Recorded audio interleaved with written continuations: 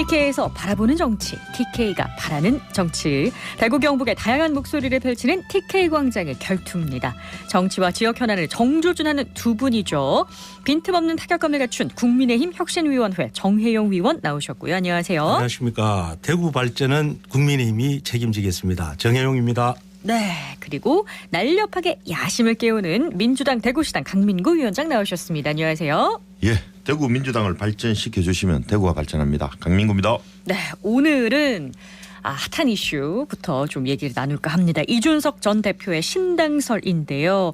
가능성에 물어보니까 지난 주말에 59%라고 얘기했단 말이에요. 이제 뭐 50%를 훌쩍 넘었다고 표현을 해야 되겠죠. 대구에서 했던 말들이 있습니다. 창당을 한다면 과연 우리 이 대표 어디로 이 전 대표 출마를 하게 될까요? 민주당에서 어떻게 보세요? 관심이 많으시기 때문에 먼저 들어볼까요? 우선 홍준표 네. 시장께서 8일날 2년 혁신위원장을 면담을 했을 했죠. 때, 네. 그 돌아오면 진짜 배알도 없는 놈이 된다라고 이제 이준석 대표를 이야기를 하면서 신당 창당이 사실상 기정사실화되었어요. 그리고 이준석 대표가 논병에 출마를 해도 당선된다는 보장이 없기 때문에 대구에 오는 것이 자연스러운 수순인 것 같고요. 금방 말씀하신 것처럼 12일 날 KBS 뉴스 나와 매일 1%씩 올라간다. 59%니까 오늘까지 하면 61%가 되는데 네. 창당 가능성이. 대구 공천 가능성이 되는 국힘 후보로 공천 나오는 것은 절대 없다. 요구해본 적도 없고 받지도 않을 것이라고 일축했고요. 네.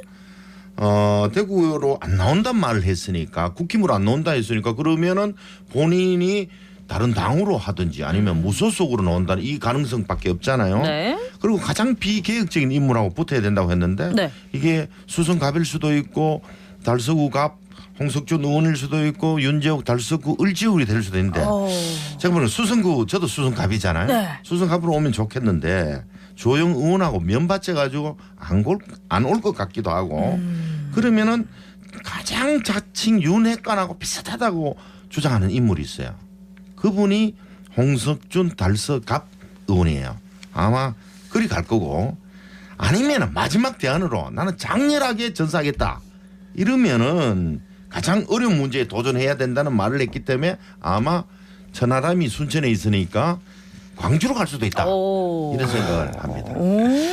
다양한 해석이 나왔어요. 이준석 전 대표가 여러 군데 찌르고 다니고 있는 것 같아요. 뭐 처음에 노원을 버리지 않겠다 하다가 또 대구도 가능성이 있다.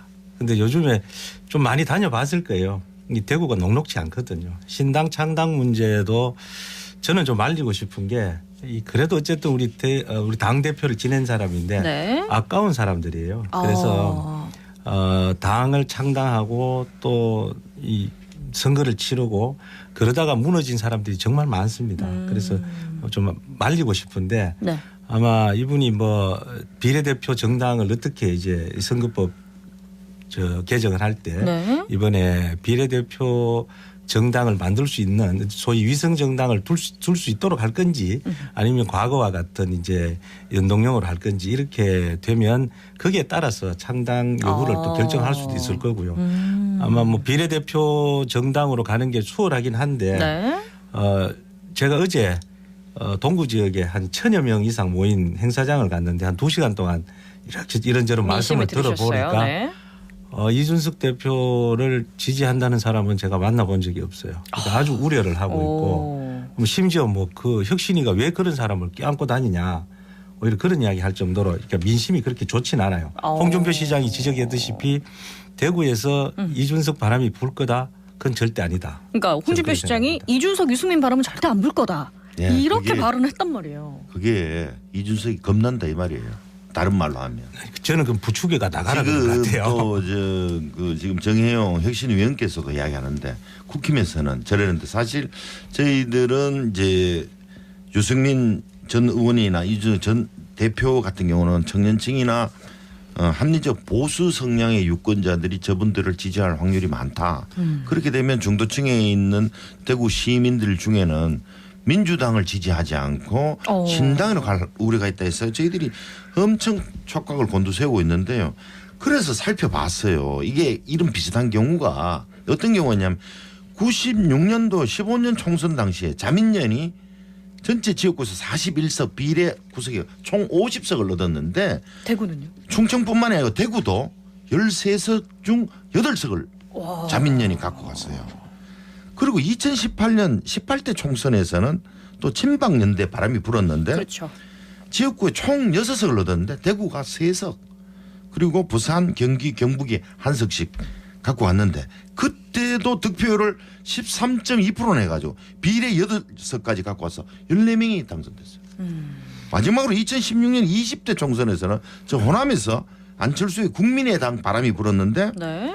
호남 전체 28석 중 23석을 안철수 국민의당이 갖고 가고 그렇죠. 당시 서울 2석 비례 13석 해가지고 국민의당이 38석이나 갖고 왔단 말이에요. 당시에 국민의당은 민주당 25.5%를 훨씬 넘어서는 26.7%로 얻어서 이런 비슷한 바람이 불 수도 있다. 저희들은 엄청 저희들 표를 깔아먹는 이준석 신당에 대해서 긴장하고 경계를 하고 계시군요. 있습니다. 일부러 좀 부추기 싫은 것 같아. 아닙니다. 왜냐하면 저기 96년도에는 그 YS에 대한 반 YS 정서 때문에 대구에서 이제 자민련 바람이 이제 불었던 거고요. 그리고 뭐 2016년도 친박연대 같은 경우에는 뭐 박근혜 대표라는 그 이 엄청난 백그라운드를 가지고 했던 거고 또 뭐 저 안철수 같은 네. 경우에도 뭐 호남에서 그때 당시 안철수 신드롬이 일어날 정도였는데 다들 그렇게 만들고 난 뒤에 다 차찬 속으로 다 들어갔어요. 태풍으로 끝났어요. 그래서 제가 말씀드리고 싶은 거는 큰 정치를 위해서는 그렇게 격가지로 뻗어나가서는 성공할 수 없다. 그건 뭐 성공은 아니다. 두 분 말씀 들어보니까 그 이준석 바람이 크기는 안 큰데 좀 매섭게 불고 있다 이런 생각이 듭니다. 아니, 저는 크다고 보고 있고요. 네네. 자민련 바람일 때 김정필 총재가 연세가 들으셨고 친박연대라는 것도 뭐 박근혜 전 대통령 네네네. 안철수 그분도 당시에 나이가 좀 드셨는데 이준석은 지금 이준석 전 대표는 30대예요. 젊은 층의 그 파워로 밀어붙이면 겁납니다 사실. 네, 지켜보겠고요. 뭐 퍼센트가 계속 올라가고 있는 중이니까요. 자, 그리고 혁신위원회 얘기 좀 해볼 텐데 지난주 오선의 주호영 의원이 서울 출마 안 할 거다. 공식적으로 얘기를 했지 않습니까? 네. 그러면은 인유한 위원장이 얘기를 했는데 안 한다고 정면으로 반박을 했기 때문에 좀 그냥 있기는 어렵지 않을까 싶은데요. 그 부분에 대해서는 네. 인 위원장도 이제 말씀을 하셨죠. 네. 이게 구체적으로 주호영을 거론한 바는 아니고 그쵸. 저희들이 3년임 제한 삼선 이야기를 이상, 할 때 네네네. 제안할 때도 국회라는 특성상 뭐 의장감도 있어야 된다는 논의 때문에 사실은 3년임을 무조건 제한하는 걸 막았어요. 그래서 그런 부분에서 특별한 뭐 의견은 없고 다만 이제 혁신위도 좀 많은 분들이 수도권 선거가 어려우니까 여기에 좀 동참할 방법을 좀 찾아달라 네. 이렇게 하는 거고 그 부분에서 좀 동참을 요구하는 그런 목소리들을 좀 더 낼 거다. 그런 말씀 정도 드릴게요. 뭐 주의원 같은 경우에 이 지역에서 뭐 6선, 5선 하는 동안 사실 본인 지역에서 다 하신 건 아니거든요. 뭐 무소속도 하시고 또 수성 갑으로도 나오시고 뭐 그런 부분에서 본인의 어떤 뭐 본인이 주장하는 바가 있을 거다 이렇게 생각을 합니다. 네, 일단 을에서 수성 갑으로 옮겨왔기 때문에 갑에서 삼선을 한 건 아니긴 해요. 주의원의 행보 어떻게 보시는지. 예, 그게 손바닥으로 하늘을 가리는 말입니다. 뭐 일부에서는 수성갑에서는 초서이다 이랬는데 치졸한 말이죠. 정정당당하게 사나이 같으면 당당하게 좀 해줬으면 좋겠고요. 그리고 주호영 의원 이름을 인유한 혁신위원장이 분명히 거명을 했습니다. 김기현 대표 주호영 의원은 수도권으로 출마를 해 주십사 하는 그게 아니고 스타 중에는 어떤 사람이 있냐고. 아니 그래 수도권 해달라고 했고 지금 윤핵관에 하는 장재원 의원이 뭐 버스 99대 4,200명 세과시하고 있고 권성동 의원은 윤핵관 명단에서 빼달라 강릉 출마하겠다 이러는데 주호영 의원이 공식적으로 이번에 나는 죽어도 대구서 죽겠다 반기를 들었잖아요. 네. 이분이 무소속 출마 경험이 있기 때문에 그 무소속으로 출마해서 당선되는 그 달콤함을 절대로 잊지 못하고 있는 거예요. 그래서 저는 공천 못 받으면 무조건 무소속 나온다라고 판단하고 있고 그런데 이분이 육선하면 국회의장 하겠다 이래요. 그런데 이거는 먼저 수성 구민이 선택해야 되는 첫 번째 과제. 두 번째는 국힘이 다수당이 돼야 가능한 이야기인데 이 같은 지역구라고 제가 조영 의원님을 심한 말을 생긴 안 했는데 오늘 한마디 하면요. 그 선거법 위반 조심하십시오. 지역을 위해서 뭘 하겠다는 말을 해야 되지. 아. 당선되면 국회의장 하겠다. 자신의 영달을 위해서 국회의장 하겠다. 이런 국회의장을 말이죠. 해서 지역구를 더 돌보겠다 이런 말겠죠. 국회의장이 된다고 지역구 되돌보는 거 하나도 없더라고요. 내가 쭉 보니까. 그래서 이분들이 하시는 말씀이 조금 호환무치 좀 부끄러운 말씀을 요즘 하신다. 좀 몸이 달았다 이렇게 생각합니다. 일단 험지 출마에 대해서 반응이 좀 없는 거는 사실인 것 같은데 네. 그래서 그럼 혁신이 조기 해산 말까지 나왔는데 위원님이 좀 얘기를 해주세요. 조기 해산 문제는 어제 해프닝이고요. 그건 뭐 어느 위원께서 네. 그 조금 오버하신 거고 혁신이가 이제 조기에 네. 빨리 이제 어떤 혁신안을 내놓고 선거 체제로 들어갈 수 있겠다라는 네. 말이 조금 왜곡된 부분이고요. 혁신위는 그래도 지속적으로 네. 통합과 희생 이 부분에 대해서 계속 의견을 내놔놓고 또 협의를 진행을 할 겁니다. 네, 우리 혁신위원회 네. 정혜원 위원께서 정정해 주셨고요. 네. 자, 지난주 민주당의 김두관 의원이 대구의 아시아포럼 2일에 참석을 했습니다. 민주당의 혁신, 당대표의 험지 출마 이런 것도 다시 한번 요구가 됐고 굵직한 발언들이 좀 자주 나오는 것 같은데요. 또 민주당에서 얘기를 좀 짚어주시죠. 김두관 의원께서 우리 TPK 이래잖아요. 영남의 5개 시도당 중에서 유일하게 원내십니다. 경남도당 위원장도 하고 계시거든요. 그래서 대구 경북의 이해도가 아주 높으시고 네. 민주당 대구 경북 포기 없다는 말씀까지 하셨어요. 그래서 지난 30년간 특정 정당이 싹쓸이했는 대구라든지 광주 이런 문제 해결을 네. 위해서 대구에서도 민주당 나오고 네. 호남에서도 국힘 나와달라 이렇게 이야기하고 있는 거잖아요. 네. 이런 특정 당장 독식 때문에 뭐 지역 내 총생산 GRDP가 30년째 대구가 꼴찌고 꼴찌 다음 도시가 광주예요. 이게 지역 편중 때문에 했는데 네. 좋은 말씀 해주셔서 저희들은 힘을 좀 받고 있습니다. 글쎄 뭐 총선이 다가올수록 민주당이든 국민의힘이든 뭐 똑같은 고민을 하고 있는 것 같아요. 그래서 정말 각자의 취약 지역에 대해 가지고 또 중진들이라든가 또 능력 있는 사람들이 좀 나와달라는 그런 취지인 것 같고. 네.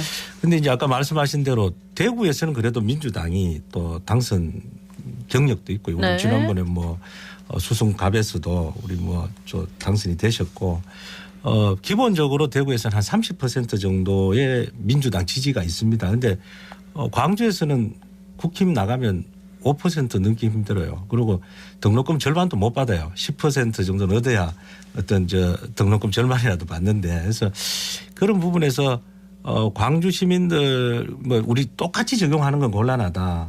또 김부겸 의원처럼 또 와서 열심히 하면은 좀 뭐 당선도 되는데 뭐 호남에서는 뭐 그런 경우가 이정현 의원 그건 아주 특이한 케이스고 뭐 없습니다. 그래서 독식의 의사가 길지만 예, 그럼에도 예. 불구하고 뭐 포기하지 않겠다는 의지를 아마 뭐 두 당 열심히 모두 갖고 계실 저희들도 거예요. 다 출마를 또 뛰어들고 저도 할 겁니다. 김부겸 전 총리 못지않게 열심히 하고 있습니다. 그렇습니다. 네. 저희가 지역 예산안 기대하고 얘기로 좀 있습니다. 넘어가 볼게요. 자, 홍준표 시장이 2024년 예산안 시정연설에서 지방채 발행 안 하겠다. 이 재정 운영 기조를 유지하겠다라고 다시 한번 재차 뭐 강조한 거나 마찬가지인데 치열한 고민의 과정을 보셨는지 일단 정무에 빠삭한 우리 정 의원님부터. 기본적으로 홍준표 시장이 처음 들어올 때부터 이제 취임하시자마자 빚 없는 도시를 만들시겠다 그러는데 그것 때문에 사실 뭐 지역 내에 찬반 여론이 많습니다.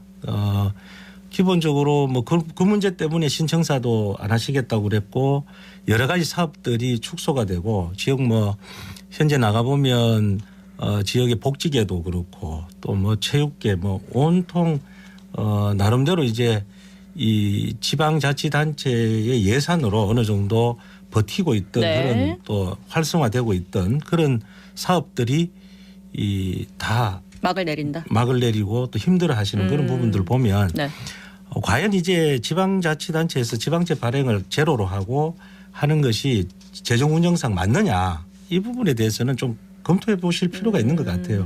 저도 뭐 지방의회 8년 또 대구시청에 8년 한 16년 동안 지방재정을 봤지만 이렇게 지방재정을 원래 우리가 재정 자주권이 없는 상태에서 부족한 상태에서 지방채 발행을 제로로 해놔놓고 예산을 짠다는 건 굉장히 무리가 따른다고 생각을 합니다. 내년 예산을 10조 5,800억 정도 했는데 이게 올해보다 1,400 40억 정도 줄었어요. 주는 건 굉장히 경기도 이례적인 거죠. 어렵고 세수도 부족한 상황이다 불가피한 측면이 있다. 그렇습니다. 이해도 되지만 이 재정을 줄이면 경기가 더 악화돼요. 물론 반대로 뭐 인플레이션 될 수도 있다 하는데 지역에서는 그런 정책이 굳이 안 따라도 되거든요. 네. 대구같이 우리가 더럽잖아요. 전국적으로 보다. 그래서 민생 예산 그리고 보훈 예산 같은 경우 국가가 그분들 때문에 국가가 있는데 이런 예산은 조금 중앙정부하고 다른 기조를 취하셔도 되는데 이런 정책을 취하겠어 못내 아쉽고요. 네. 이참에 대구 그 신청사 두루당에 짓겠다는 거 지으면서 다른 공공부지 5건을 매각한다는데 이거 공공재산은 함부로 팔면 안 됩니다. 그래서 이런 부분에 정말 왜 이런 정책을 펼치나 이런 의문이 듭니다. 감축 정책에 대해서는 두 분 다 좀 같은 기조를 유지하고 네, 계시네요. 네, 자, 국회로 잠시 가보겠습니다. 이동관 방통위원장과 검사 2명에 대한 탄핵안 재추진 놓고 양당이 공방을 벌이고 있는데 이게 국회 일정에 영향을 주지 않을까 걱정하는 분들 많이 계시거든요. 뭐 지금 민주당이 계속해서 저 탄핵안 올리고 네. 또 탄핵은 두 번째죠. 두 번째 올리고 사실 지난번 탄핵안 이동관 탄핵안은 사실 그 다시 재상정할 수 없다고 또 볼 수 있는데 또 국회 사무처가 또 이렇게 오케이를 해주고 또 뭐 다시 이 철회를 받아주고 네. 이런 꼼수를 쓰는데요. 이렇게 하면 국회가 정상화되지 않을 어렵다 이렇게 생각합니다. 예, 지난 본회의에서 탄핵안을 상정된 게 아니고 보고로 이루어진 식으로 생각해서 의사국에서도 일사부재리 원칙에 해당되지 않는다라고 판단을 했고요. 네. 현재 국회가 아니면 누가 검사를 견제할 수 있습니까? 검사가 검사를 수사하고 기소하고 있습니까? 전혀 하고 있지 않기 때문에 대표기관은 국회가 탄핵기관을 정당한 견제다. 권력기관 감시하고 견제하는 일을 하고 있다 이래 말씀드립니다. TK 강장의 결투 민주당 대구시당 강민구 위원장 국민의힘 정혜영 혁신위원 두 분과 함께했습니다. 오늘 고맙습니다. 예, 감사합니다.